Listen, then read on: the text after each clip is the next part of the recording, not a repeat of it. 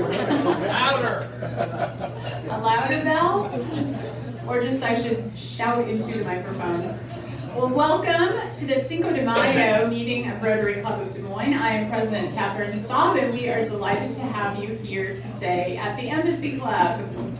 I'm going to lead the Pledge of Allegiance in the four-way test. If you would like to save me from leading you in that in upcoming weeks, you can sign up to do the moment of inspiration and leading us. So, Pledge of Allegiance. Pledge allegiance to the flag of the United States of America and to the republic for which it stands, one nation, under God, indivisible, with liberty and justice for all. And now the four-way test. This is the truth. Is it fair to all concerned? Will it build goodwill and better friendships? Will it be beneficial to all concerned? And now greet your fellow Rotarians and our guests. Thank you.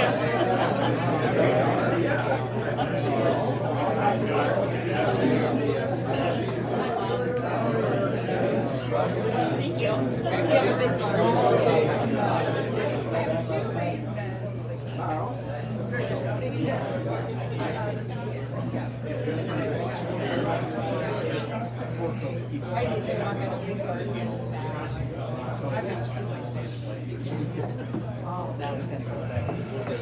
Today we welcome one guest, so if you would please stand as I introduce you. Linda is a returning guest of Kathy Cody. Welcome. We're glad to have you back with us. And at this point, Mark Lyons will introduce our speakers for today.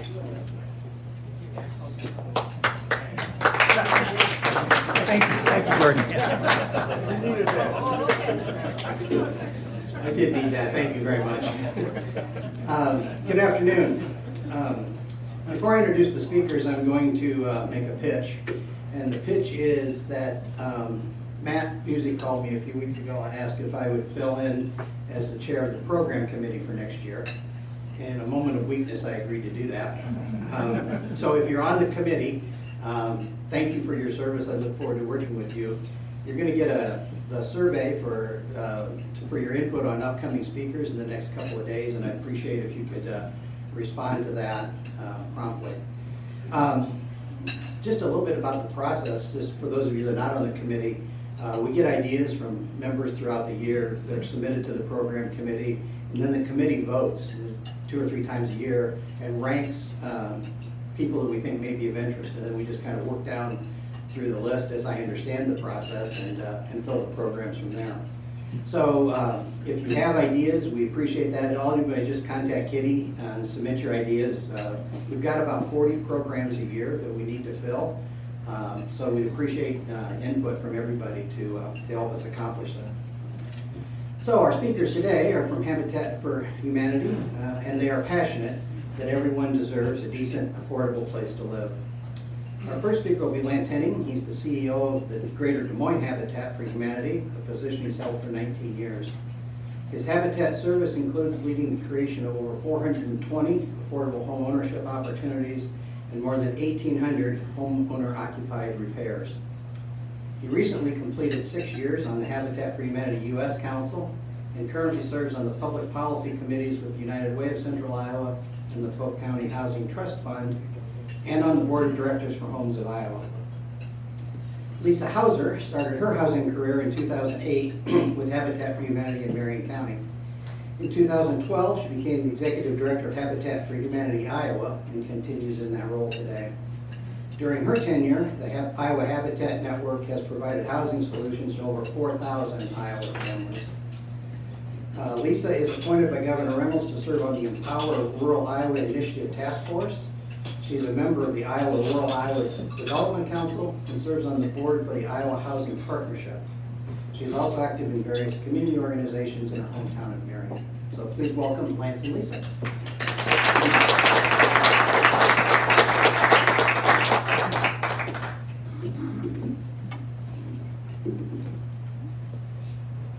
All right.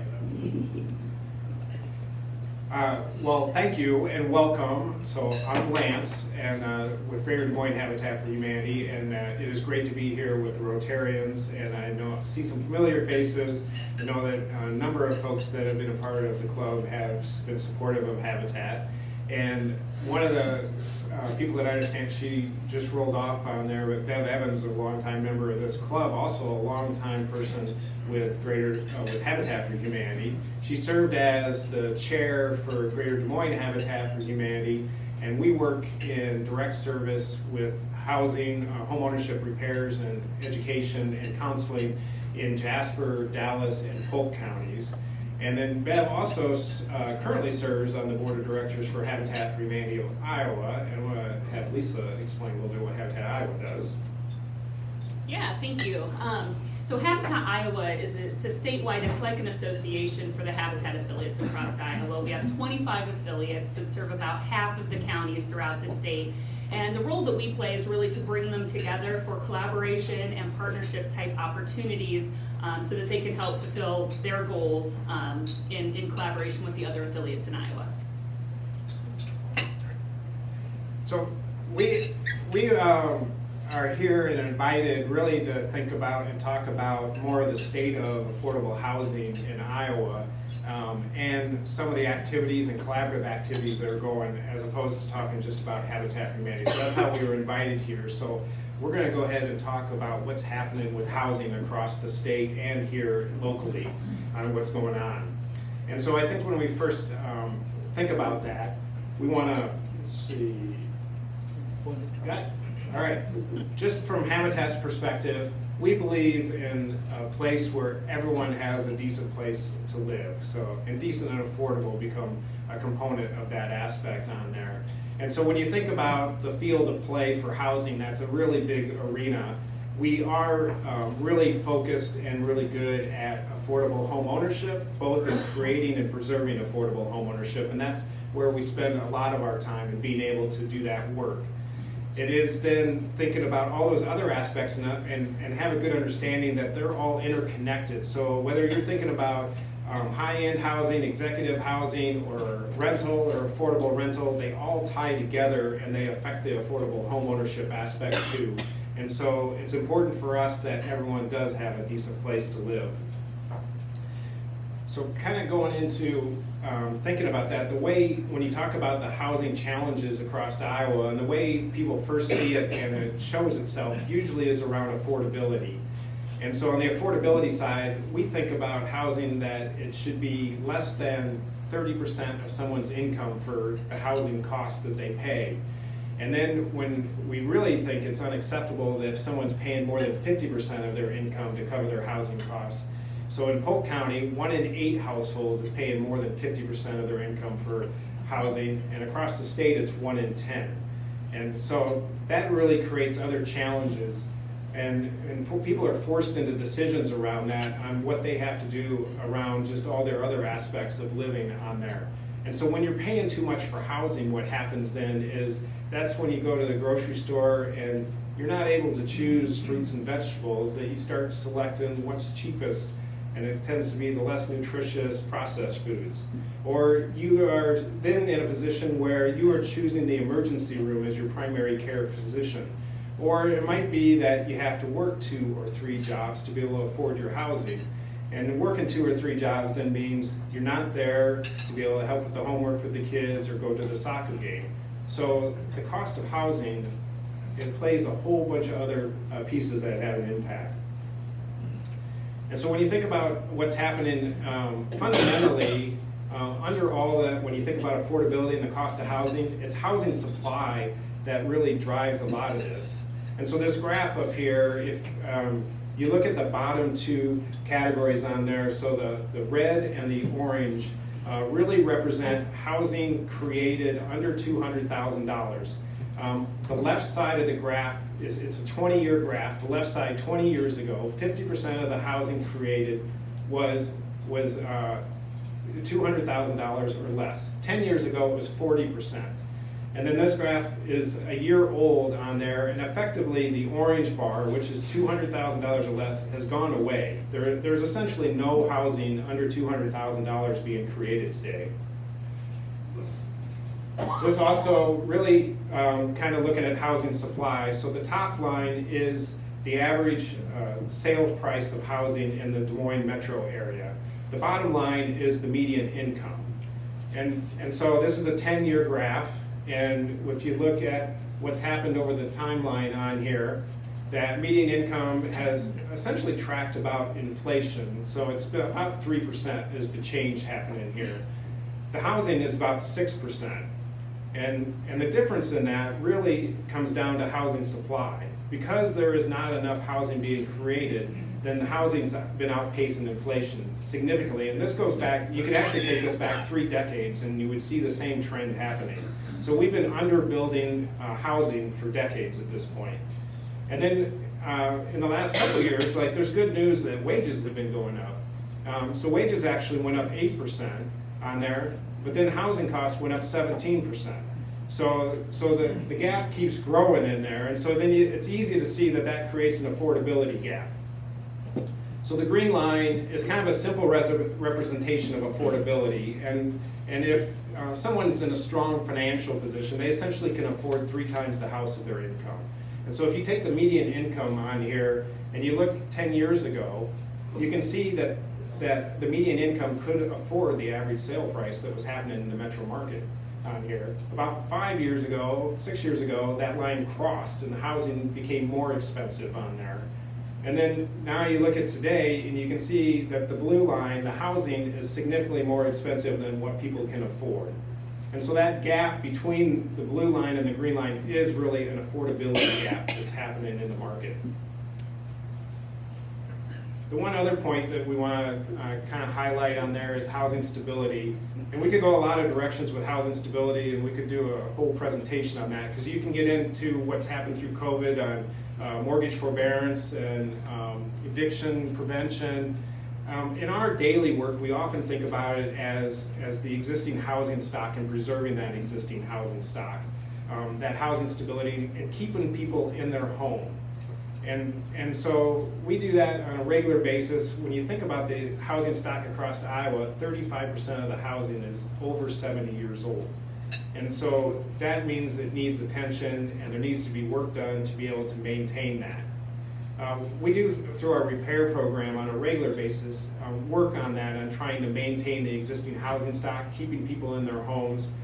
Last week we were working with Sharon, and Sharon has been in her house for 66 years, and that she needs a little help being able to get in and out of her house, and we were building a ramp to help her to be able to do that. And as we started early in the week, last week, Sharon notified us that we had to have the ramp functional by 11 o'clock on Thursday so she could go out with her lunch ladies. And our team and the volunteers did do an awesome job, and they were still Thursday morning quickly trying to put the boards down to get it ready, and they did have Sharon be able to get out of her house and down the ramp to go out with her lunch ladies. So I'm talking about on the needs side and really highlighting 3 areas here, and that is the housing supply, affordability, and really the stabilization aspect of stability for the housing piece. Those are needs that are very complex that are happening, and it is a metro thing, it is a state issue, and it really is a national issue when you think about the challenges of housing on there. It is much bigger than one silver bullet to solve. It's also much bigger than one organization. So it's bigger than Habitat for Humanity. And we have to think about how we can work collectively and collaboratively to be able to do that. And there's a lot of pieces, and we can continue to build houses and repair houses and help educate people on there. But there also needs to be the component that's happening around policy and practices that are going to have influence around that. And so we've been trying to work and find ways that we can do that collectively and collaboratively. And Lisa's going to talk about some of the activity that's been going on in the last few years with that.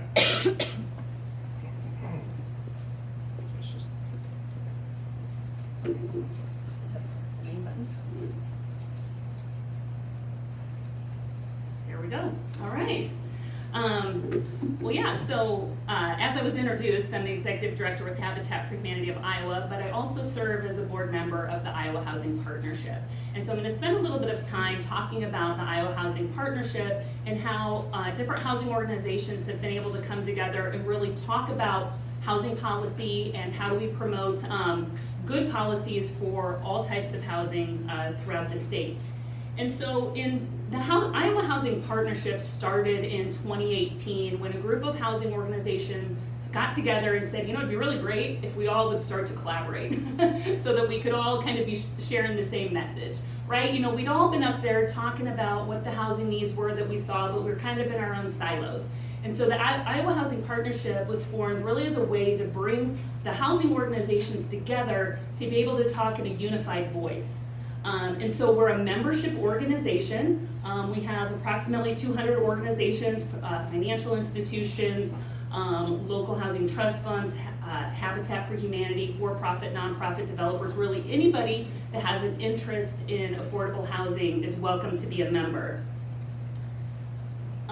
So what do we really do? Like I said, we're an advocacy type organization. And what we really work to do is to network, to advocate, and to educate. And so some of the main things that we've done over the last couple of years has been that we have engaged a lobbyist that's at the Capitol all the time, listening to what's happening with housing, being able to be there in those housing conversations on a day-to-day basis. We bring housing organizations together to talk about what's going on in their neck of the woods. Sometimes there'll be a rental piece of legislation that Habitat might not be following because we're not a rental organization. But if we're made aware of that, then we can help support those rental organizations in getting that across the finish line. We do legislative newsletters, things like that for our members, and then we also try to create just different educational opportunities. So what I'm going to do now is I'm going to just kind of talk about the last 5 years of housing across the state. And this is definitely not an all-encompassing list. There's lots of other things that happened during this time. But these are some things that I've seen in my work that I think are important that have happened over the last 5 years to really push housing a little bit further in front of the eyes of lots of people. In 2017, when Governor Reynolds became the governor, she created the Empower Rural Iowa Task Force. And this was chaired by the Lieutenant Governor. It was his task to kind of help this task force identify what are the needs in rural Iowa, how are we going to grow rural Iowa. In the first year, they focused on 3 areas, one being broadband, the second one being housing, and the third one being capacity building and building up leadership throughout rural Iowa. Like, how do we help rural Iowa really kind of grow their capacity to be able to do more things in their communities?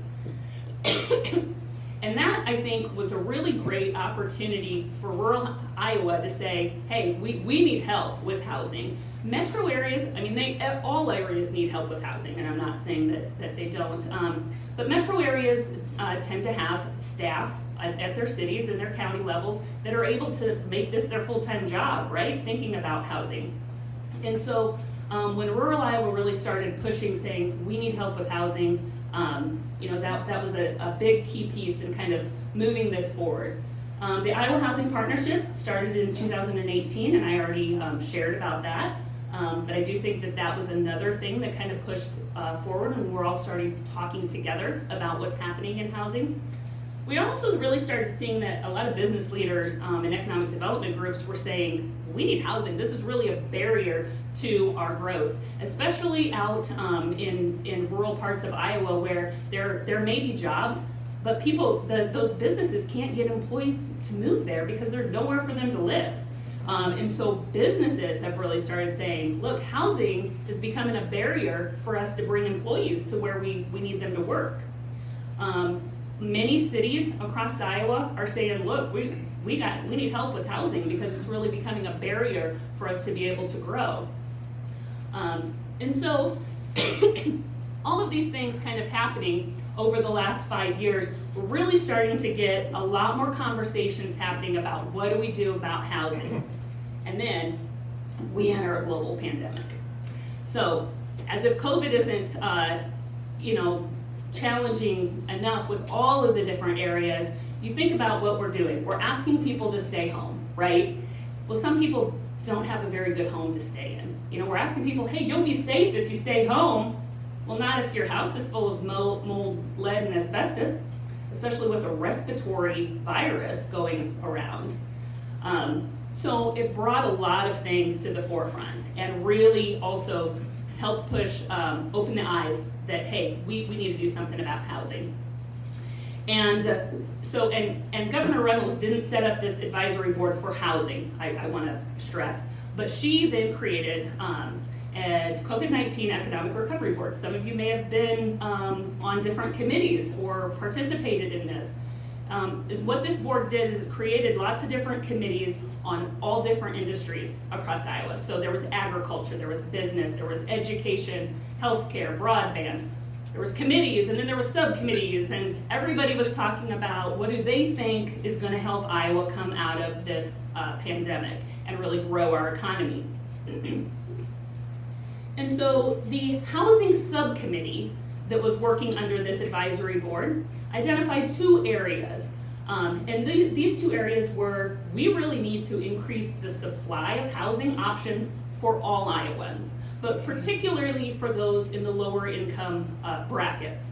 And this would be, some of the ideas that they came up with were very creative, like we need to look at 3D printed houses, we need to look at transforming underutilized buildings into apartments. Lots of different things came up from this idea. The second priority is to protect and expand housing opportunities for Iowans. So this is the people that are already living in a housing unit, whether that be an ownership unit or a rental unit. How do we make sure they stay there? So this is foreclosure prevention, this is eviction prevention, assistance with repairs, because you might have a house, but if you can't acquire a loan to make the needed repairs, or if you don't have the money to make the needed repairs, your house is eventually not going to be habitable. And then also disaster also fell under this umbrella. Like families, we've had a lot of disasters in the last 4 years in Iowa. And so how to really help families with that. Excuse me. So these were the 2 recommendations coming out of the subcommittee up to the advisory board. And if you remember what I said, this advisory board's hearing from everybody on all of the different industries. And so they had to prioritize what they were hearing. And they prioritized housing as the third priority on the list. Just behind, number 1 was childcare, and number 2 was broadband, and number 3 was housing. And so this got the attention of the governor. And last year, in 2021, she introduced a housing omnibus bill that had a lot of different pieces in this. I'm not going to go through and read all of these, but most of them passed. But I also want to point out that most of these are already existing programs. And what we've recognized is we have some good programs in Iowa, but we need to fund them more because the money's running out very quickly. And so a lot of these were putting more funding into existing programs. The last one on the list here, the Iowa Housing Partnership and our members really tried to push for this. It would be the creation of a new housing tax credit that would help supplement the federal tax credit that's coming in. That unfortunately did not pass, but the governor had some additional ideas on how to supplement that in the meantime. So also what happened in 2021 is the state, the counties, and some cities received a large amount of federal recovery dollars. And so Governor Reynolds announced in October of last year that she was going to use $100 million of those recovery dollars for housing. Now again, a lot of these are really just supplementing these existing programs other than a couple of pilot programs that the state wants to try out. And what they're saying is with all of these housing investments, it's about $330 million in housing investments over the next 5 years, and it should be creating about 36,000 housing units. I think I forgot to mention something on my previous slide, which was, whoops, I went way too far back. There it is. that Iowa needs 61,000 new units of housing by 2030. So that's the number we're trying to hit, right? How do we create that many new housing units by 2030? And so over the last couple of years, we've made some good improvements. Everybody though in the housing network recognizes this is a great start, but it doesn't fill all the needs that we have. And so we need to continually be focusing on housing to really make a big difference and be able to really fill that need of the 61,000 housing units. One thing that we've looked at is, funding these existing programs, like I said, was a great start and it was definitely needed. But we also want to, at Habitat, so now I'm putting my Habitat hat back on, we have a focus on home ownership. And a lot of that funding went to various types of housing. And so we want to make sure that home ownership isn't being forgotten in this. Because we know that there are added benefits to home ownership. Everybody needs a decent, safe place to live. When you add in owning your home, you're able to now build some wealth, you're able to build some stability, you're able to build some additional things other than when you're just renting. And so we've created the Iowa Affordable Home Ownership Coalition, and this is a group of members that just have a focus on home ownership. So we have realtors involved, we've got banks, credit unions, businesses, industry, the Home Builders Association, and then of course all nonprofits like Habitat that are focused on home ownership. And what we discussed last year is we want to make sure we continue this housing momentum, and how do we now try to figure out where are we missing gaps. So we funded these other programs, but we know we're missing some gaps. And so the coalition created and presented a bill this year. It unfortunately didn't cross the finish line, but I do anticipate that the coalition is going to continue to work on these priorities for a while. And these are focused around growing the capacity for community loan fund organizations that help give loans, mortgages, and repair loans to lower income families, funding support for individual development accounts, the creation of housing renewal program, and this is kind of a rehab program. And this piece actually did get pulled out of this bill and funded in the House budget as a pilot project. It's right now we're trying to convince the Senate to do the same, so we'll see if that one crosses the finish line. Another area with the Iowa Housing Partnership, one of the things that we like to do is also educate. And so one of the areas that I wanted to make sure everyone's aware of is this. This is a campaign that the Iowa Finance Authority is doing, and we're 100% supportive of this at the Iowa Housing Partnership and at Habitat for Humanity. And it's called Welcome Home Iowa. And it really gets at looking at the whole NIMBYism. I don't know if that's a term anyone out here has heard of, but it's the not in my backyard. And so we get people all the time saying, oh, I don't want those people to live in my backyard. Well, let's stop and think, who are those people? You know what, those people, that's your mother's home health care worker. That is your grandchild's preschool teacher. That's the person who I buy coffee from at Casey's every morning. I would love to live in a neighborhood full of those people, And so we're really looking at changing this view on what is affordable housing. And what IFA and IEDA did is they researched this. And what they found is that 7 out of 10 Iowans support affordable housing in their community, that they are 100% in favor of it. But 1 out of 3 affordable housing projects are blocked by opposition. So there's a mismatch there, right? So what they have determined, the findings, are saying that it's a small, but it's a vocal minority who's really talking about and stopping these projects that are happening in communities. And so what there's this website, it's Welcome Home IA, And if you have any interest, I really encourage you to go there and look at it. And what they're doing is they're collecting support. They're just asking people to say, hey, I support affordable housing in our area. And they're really looking at trying to change that view across the state.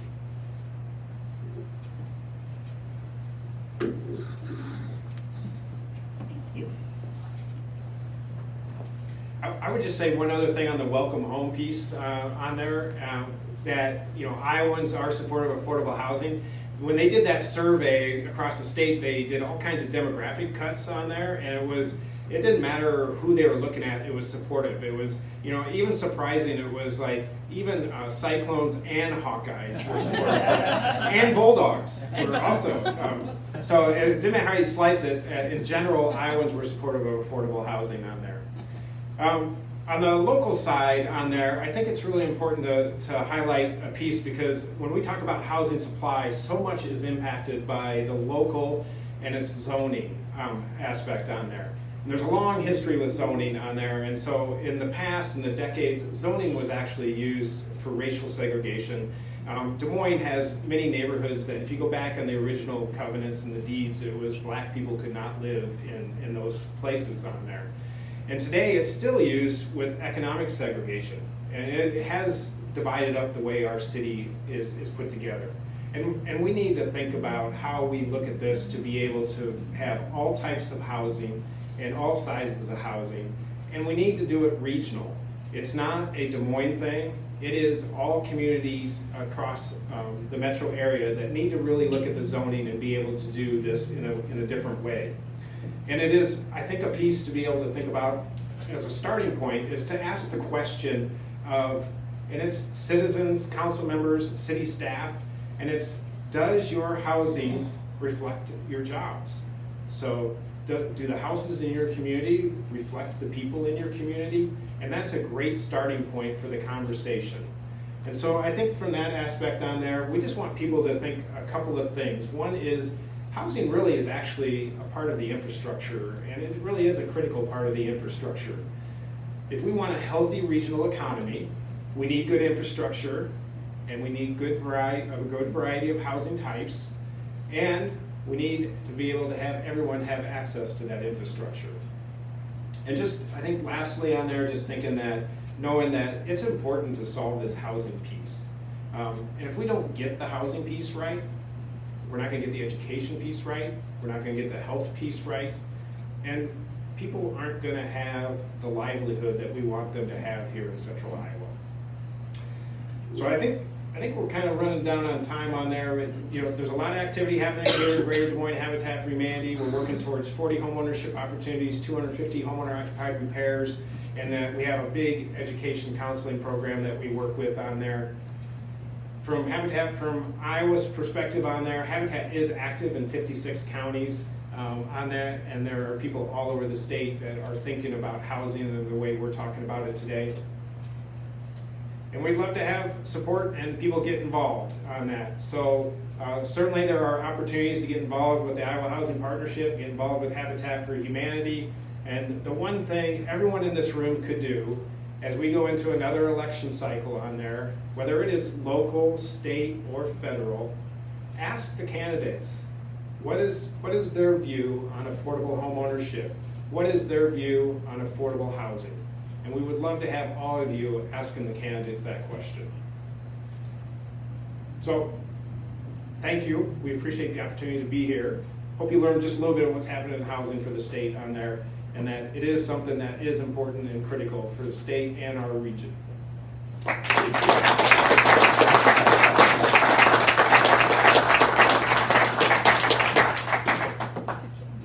want to do questions?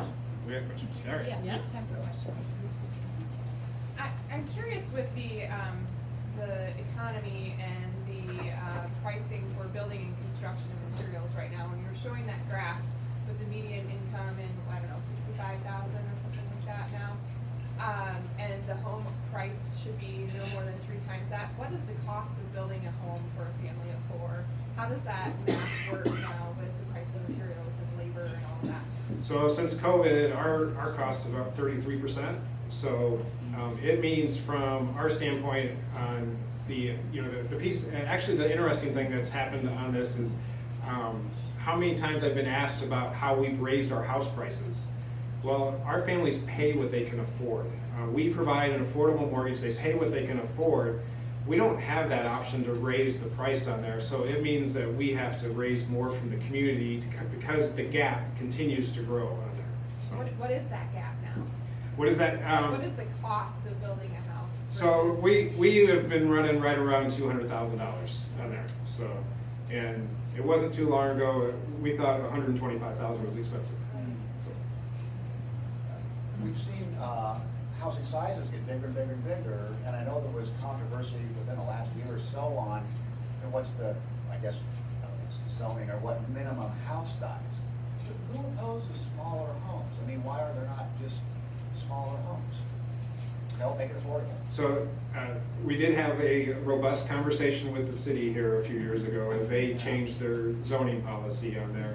And I think they did listen overall. And an interesting piece is they became more in tune and listened as more of the business community said this is important. And so some of the requirements were reduced as part of that, and allowing, I think, more smaller houses as part of that aspect. And then the other things that were of interest to us on there was a garage requirement, and then basement requirements on there. So there is more flexibility because of the conversation than where it started at. You both made an excellent presentation, for which we're very appreciative. I have a question with regard to the homeless. When I say homeless, I mean people who do not demonstrate hope for having a permanent home, as opposed to people who are struggling with keeping or improving the cleanliness or sufficiency of their home. And I just wonder if Iowa Housing Partnership or its members, any of its members, have a means of connecting with, motivating, or in any other way helping the homeless, as I define it. Yeah, so the Iowa Housing Partnership has a good number of members that are focused on homelessness. And I know, and I am definitely not an expert on homelessness, but I'll share what I know. And I know that they are looking at a very broad range of services to help with homelessness, and trying to, some of the programs really focus on housing first. Let's try to get them into a house, and then focus on additional support that is going to help them stay in that house, whether that be assistance with mental health services or assistance with health, just general physical health services, different things like that. And so I do know that our homeless population of providers are working very hard at trying to find the best ways to help that population. And I do know that a lot of the supplemental money coming in from the federal side was also used for those very purposes. Thank you. I have a comment that it seems to me that home ownership is a definite plus. And it's sort of like teaching a person to fish, and instead of giving them a fish that day. And I just wonder going back 50, 60 years, how has the ownership versus rental breakdown, what has happened in those numbers in those years? So I think questions around how the amount of home ownership rate has changed over the years. Yes. On there. The ownership versus renters. So home ownership had steadily increased, I think, until the last decade, and then it actually has been tailoring back off on there. It is still relatively high, but there is a big piece when you start talking about wealth building and some of the other benefits that are happening when someone is a renter or a homeowner. You mentioned that home ownership is kind of like teaching someone to fish. I think we often think about home ownership really is access to the pond. So when you think about wealth building, it's more than just teaching to fish. It really is, home ownership is still the #1 way that most Americans gain their wealth. What is that percent? the homeownership rate. It's around 78% in Iowa, I think, right now on there. And then there's a big piece that I think you might have seen some of the conversation when you talk about some of the disparities, and it goes back to the zoning on there. Black homeownership's half that, and then Hispanic homeownership is only slightly above that. And those play into some of the disparities. And they go back to long ago policies that were in zoning, and it still comes into play in the way some of the decision making is. It's kind of baked into the system, and so I think that's the part of the conversation. I have one other question here related to the statistic in the 1 in 8 versus the 1 in 10. Why is there a disparity between Des Moines and the rest of the state as a whole? What difference is? Why is there a difference? I'm not sure I Are we know the saying answer Des for Moines that people one. are less? I can speculate. Okay. Is that I believe that there are a lot of rural areas that have very low cost housing. And then we start to get into the looking at what's affordable is not always decent, you know, and so we always look at decent and affordable being together. And there might be, so rural Iowa doesn't have rental zoning laws, right? And so there's a lot of landlords that can do whatever they want. And that might be the only option for somebody to live in is in a house that is very substandard because there's just nowhere else for them to go. And so the rents might be lower, you know, the cost of housing might be lower in those areas, but it definitely doesn't mean that it's decent or affordable, or it might be affordable but not decent. I'm gonna take one more question here and then we'll, so I know it was recently reported that Habitat for Humanity received or will receive a wonderful gift through Mackenzie Scott, so congratulations, and I just wondered if you have any specific plans that you can share about what you'll do. So yeah, we got to dance in our shoes a little bit on that gift. The gift was $436 million across Habitat for Humanity. 83 Habitat affiliates received the gift. Habitat is a federated model, so each Habitat operates independently. So Greater Des Moines was one of the 83 Habitat affiliates that received the gift on there. It is $9 million over 3 years, so $3 million a year. So we do have the first $3 million. And we are in the midst of a strategic plan that the timing could not have been better for us in that sense that we have the initiatives coming and we've got the buckets, and top of that list is land for us to be able to do that aspect on there. So we are extremely excited to be able to invest that in this community. It's pretty awesome to have that opportunity, maybe a once in a career type of gift on there. And that's very exciting to be able to do that. I think it also, the Mackenzie Scott, you got one of the leading philanthropists, if not the leading philanthropist in the nation, recognizing Des Moines as a place to invest in on there. And so the other part for us too is to make sure folks understand that this is really a great start for us on the initiatives that we have going on there. So as we plan to invest more than $50 million over the next 5 years, $9 million is a great start. Thank you.